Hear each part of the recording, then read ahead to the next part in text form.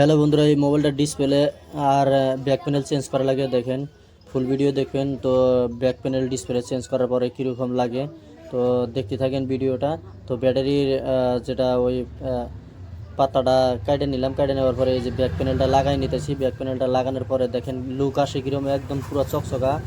তো ক্যামেরা গ্লাসটা লাগান বাকি ছিল, তো ক্যামেরার গ্লাসটা লাগাইতেছি।